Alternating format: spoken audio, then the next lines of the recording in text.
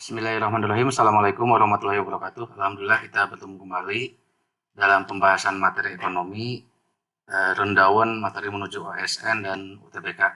Nah, untuk pembahasan yang sekarang kita masuk ke part yang kedua, masih berkaitan dengan materi dampak subsidi terhadap keseimbangan pasar. Kita coba buat variasi yang lain. Di part 1 sebelumnya kita sudah membahas soal itu dalam bentuk sama dengan.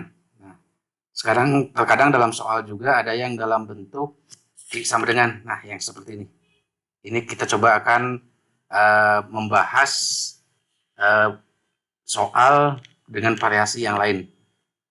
Nah, di part 2 ini kita coba bahas dalam bentuk sama dengan.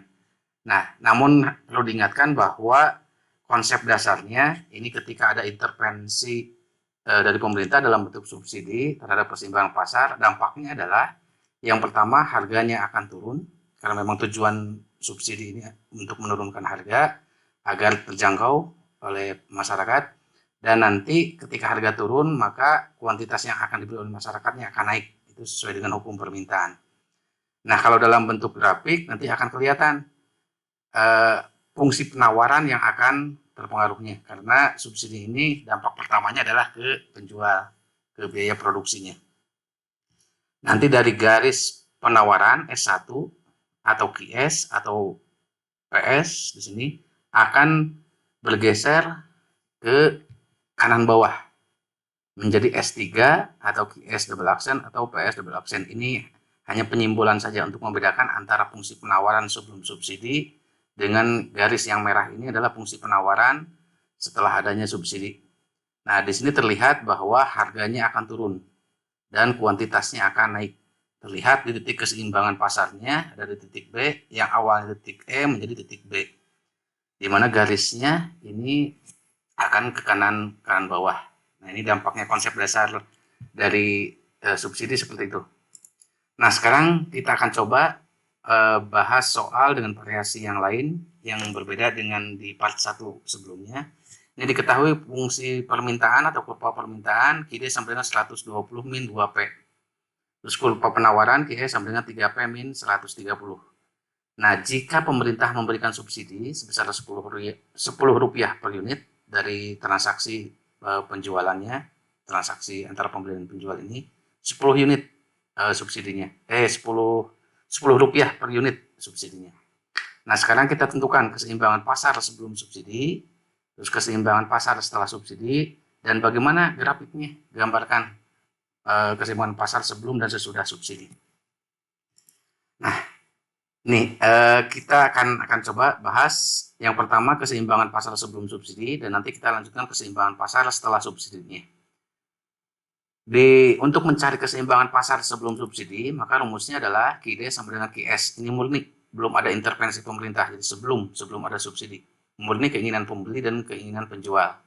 QD sama dengan QS, perilaku pembeli sama dengan perilaku penjual. Nah, QD 120 min 2P kita masukkan, QS 3P min 130 kita masukkan. Kita sederhanakan sekarang. Yang ada variabel P pisahkan dalam satu ruas. Nah, min 2P, 3P-nya pindah ruas, jadi min 3P sama dengan 120 pindah ruas, jadi min 120, dan min 130. Kita sederhanakan lagi menjadi min 5P, min 120, min 130, berarti min 250. Berarti P-nya sama dengan 50.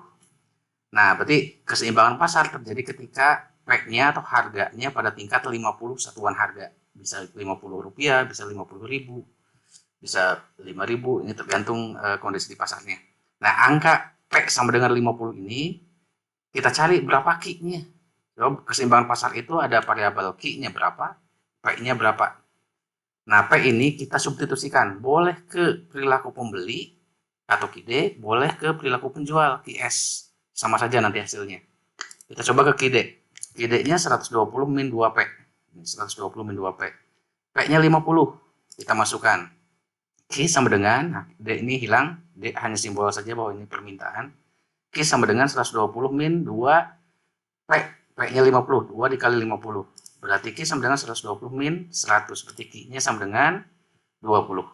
Berarti keseimbangan pasar terjadi ketika harganya 50 dan kuantitasnya 20 satuan unit. Gitu. Baik pembeli dan penjual sepakat harganya 50 dan kuantitas yang akan dibeli atau dijualnya 20 satuan unit. Nah, sekarang bagaimana kalau ada intervensi pemerintah dalam bentuk subsidi Rp10 per unit? Rumusnya adalah yang berubah adalah fungsi penawaran. Awalnya QS di sini, sekarang menjadi QS double aksen. Kalau QS aksennya sudah dibahas, ini fungsi penawaran setelah pajak. Nah, sekarang kalau subsidi untuk membedakannya berarti QS double aksen. Kita cari dulu QS double aksen. Rumusnya adalah B dikali P plus S tambah A. Ini pernah kita bahas. Ini kalau di contoh soal nih, QS 3P min 130. Yang dimaksud B di sini adalah gradien garisnya B. Ini angka yang nempel ke variabel nih, 3. P-nya tetap tidak berubah dan S-nya adalah angka subsidinya 10 dan A ini konstanta. Nah, konstanta itu nih, yang min 130 ini. Yang tidak nempel ke variabel manapun. Ini pernah dibahas di video sebelumnya. Bisa dipelajari kembali. Nah, jadi B-nya adalah 3 nih dari fungsi penawaran. P tambah 10, 10-nya dari mana? Dari subsidi. Plus ditambah konstantanya min 130 ditambah min 130. Kita coba sederhanakan. 3 dikali P, 3P, 3 dikali 10 berarti plus 30. Ini berarti plus minus, ini negatif 130. Kita sederhanakan lagi, berarti QS double aksen sama dengan 3P min 100. Berarti sekarang fungsi penawaran setelah subsidi sudah berubah. Bukan 3P min 130 lagi, tapi sekarang menjadi 3P min 100. Itu sudah berubah. Nah, sekarang bagaimana keseimbangan pasar setelah subsidinya? Berarti QD sama dengan QS double aksen. QD-nya 120 min 2P, masukkan ke sini. Dan QS double aksennya 3P min 100, masukkan. Kita sederhanakan. Min 2P, nah 3P-nya pindah ruas, jadi min 3P, 120 pindah ruas ke kanan, jadi min 120, min 120. Berarti min 5P sama dengan min 120 min 100, berarti min 220. Berarti P sama dengan 44. Berarti keseimbangan pasar terjadi ketika keseimbangan pasar setelah subsidi terjadi ketika harganya 44. Sekilas kita bisa melihat sebelum subsidi harganya 50, setelah subsidi harganya 44, turun. Nah, dari sini indikator bahwa ada dampak subsidi, harganya jadi turun. Nah, sekarang kuantitas yang diperjualbelikannya berapa setelah subsidi? P44 ini kita substitusikan boleh ke QD atau ke QS double aksen. Bukan ke QS. Jadi bukan ke sini, tapi ke QS double aksen yang ini. Ya, kita coba ke QD saja. QD sama dengan 120 min 2P. QD-nya 120 min 2P. P-nya 44. Berarti Q sama dengan 120 min 2 dikali 44. Berarti Q sama dengan 120 dikurangi 88, Q sama dengan 32. Berarti keseimbangan pasar terjadi ketika harganya 44 dan kuantitasnya 32. Itu setelah ada subsidi. Kita coba bandingkan bagaimana pengaruh adanya subsidi terhadap keseimbangan pasar. Nih, konsep dasarnya adalah harganya turun dan kuantitasnya akan naik. Kita lihat kondisi sebelum subsidi dan kondisi setelah subsidi. Harga sebelum subsidi, harganya 50, kuantitasnya 20. Setelah ada subsidi, harganya jadi 44. Kita lihat harganya jadi turun, kuantitasnya jadi 32. Awalnya 20 jadi 32, jadi naik. Harganya turun, kuantitasnya naik. Berarti sudah sesuai dengan konsep dasarnya. Seperti itu. Kalau dilihat dari fungsi penawarannya, dari QS menjadi QS double aksen. Awalnya QS sama dengan 3P min 130. Setelah ada subsidi berubah menjadi QS sama dengan 3P min 100. Kalau di sini berarti QS double aksen di sini. Jadi fungsi penawarannya jadi berubah, perilaku penjualnya jadi berubah. Nah, sekarang kita coba buat grafiknya. Grafik di dalam diagram Cartesius. Ada 3 garis yang harus kita buat. Pertama adalah kurva permintaan atau fungsi permintaan, QD sama dengan 120 min 2P. Ini perilaku pembeli. Yang kedua adalah fungsi penawaran atau kurva penawaran, QS sama dengan 3P min 130, ini sebelum subsidi, perilaku penjual sebelum subsidi. Dan yang ketiga adalah garis dari kurva penawaran, garis dari fungsi penawaran setelah subsidi, perilaku penjual setelah subsidi. Itu QS double aksen sama dengan 3P min 100. Kita coba buat garis dalam diagram kartesius. Di sini yang horizontalnya Q, yang vertikalnya P. Fungsi permintaan dulu. QD sama dengan 120 min 2P. Ini sama, membuat garis itu kita tentukan titik-titiknya dulu. Titik memotong sumbu Q ketika P sama dengan 0, akan memotong sumbu P ketika Q sama dengan 0. Akan memotong sumbu Q, nih, akan memotong sumbu Q jika P-nya sama dengan 0. Kita fokus ke fungsi permintaan dulu. P-nya 0, Q sama dengan 120 min 2P. P-nya 0 berarti Q sama dengan 120 min 2 dikali 0. Berarti Q-nya sama dengan 120. Maka titik potongnya adalah 120,0. Q, P. Q-nya 120, P-nya 0. Titiknya di mana? Nah, titiknya di sini. Diperkirakan ada di sebelah kanan itu positif. Nah, kita buat titik aja 120. Ini 120,0.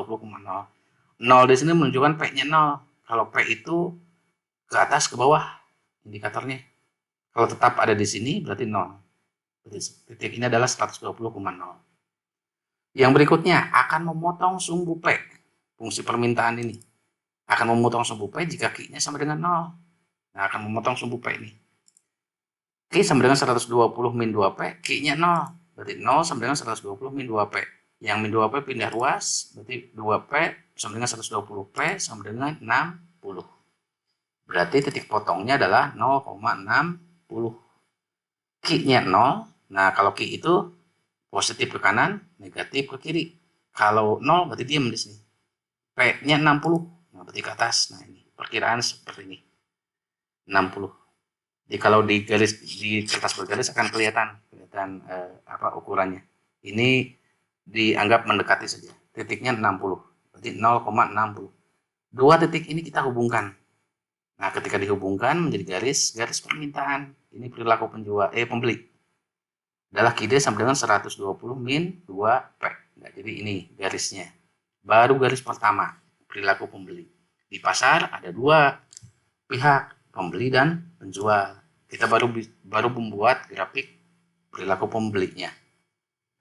Nah, sekarang kita lanjut membuat garis dari perilaku penjual sebelum subsidi atau fungsi penawaran sebelum subsidi. Nah, fungsi penawaran sebelum subsidi, nah ini kita bawa lagi yang tadi garis fungsi permintaan. Nah, sekarang kita akan membuat fungsi penawaran sebelum subsidi 3P min 130. Ini sebelum subsidi. Akan memotong sumbu Q jika P sama dengan 0. Berarti Q sama dengan 3P min 130. P-nya 0. Berarti 3 dikali 0 min 130. Berarti Q sama dengan min 130. Berarti titik potongnya adalah min 130,0. Q-nya kalau ke sini positif, kalau ke sini ke kiri negatif. Nah, perkiraan di sini. Min 130. Min 130,0. Kalau membuat garis, minimal harus diketahui 2 titik. Kalau cuma 1 titik, belum bisa dibuat garis. Nah, sekarang garis yang kedua adalah memotong sumbu P. Jika Q sama dengan 0. Q sama dengan 3P min 130. Q-nya 0, berarti 0 sama dengan 3P min 130. Berarti 3P pindah ruas, min 3P sama dengan min 130. Nah, berarti P sama dengan min 130 dibagi min 3, berarti positif 43,1/3 atau 43,3. Nah, berarti titik potongnya adalah 0,431/3 atau 43,3. Nah, berarti Q-nya 0, P-nya di sekitaran sini. 0,43,3 di sini titiknya. Dua titik ini kita hubungkan. Nah, kita hubungkan menjadi fungsi penawaran sebelum subsidi. Nah, ini adalah fungsi penawaran QS sama dengan 3P min 130. Nah, titik potong ini, titik potongnya adalah keseimbangan pasarnya. Tadi yang sudah kita bahas. Keseimbangan pasar sebelum subsidi. Titik equilibriumnya pada tingkat Q 20 dan P-nya 5. Atau pada titik 20,50. Nah, ini adalah keseimbangan pasar sebelum subsidi. Nah, sekarang kita lanjut pada keseimbangan pasar setelah adanya subsidi. Keseimbangan pasar setelah subsidi. Kita bawa kembali, ini keseimbangan pasar sebelum subsidinya, ada di titik E di sini. Nah, sekarang kita buat garis fungsi penawaran yang keduanya, yang setelah subsidi, yaitu QS double accent sama dengan 3P min 100. Patokannya sama, akan memotong sumbu Q jika P sama dengan 0. Q sama dengan 3P min 100, P-nya sama dengan 0, berarti Q sama dengan 3 dikali 0 min 100. Berarti Q sama dengan min 100. Berarti titik potongnya ada di P-nya 0, Q-nya min 100. Berarti detiknya min 100,0. Min 100,0 berarti Q-nya min 100, berarti ke sebelah kiri. Nah, kurang lebih di sini min 100, min 100,0. Kita cari titik potong dengan sumbu P. Memotong sumbu P jika Q sama dengan 0. 3P min 100, Q sama dengan 3P min 100, Q-nya 0. 3P min 100. Jadi, min 3P, pindah ruas ke sebelah kiri, min 3P sama dengan min 100. Berarti P sama dengan 33 1/3 atau 33,3. Berarti P-nya di titik 0,33 1/3. Nah, kurang lebih di sini. 0,33,3 di sini. Dua titik ini yang merah sekarang untuk membedakan dengan yang sebelum subsidinya. Kita buat garis. Nah, ini adalah fungsi penawaran setelah subsidi. Kalau mau lengkap di sini QS double accent di sini. 3P min 100. Berbeda dengan fungsi penawaran sebelum subsidi. 3P min 130. Kalau sekarang jadi min 100 di sininya. Nah, titik potong fungsi penawaran setelah subsidi dengan fungsi permintaan ini antar garis yang merah dengan yang hitam di sini titik potongnya itu adalah titik keseimbangan yang baru. Titik keseimbangan setelah subsidi. Kita lihat harganya jadi turun, jadi 44 di sini titiknya, dan kuantitasnya jadi naik. Jadi dari awalnya 20 menjadi 32. Atau titik keseimbangan pasar setelah subsidinya adalah 32,44. Nah, di sini akan terlihat bagaimana fungsi penawaran itu bergeser ke kanan bawah. Dari QS menjadi QS double accent.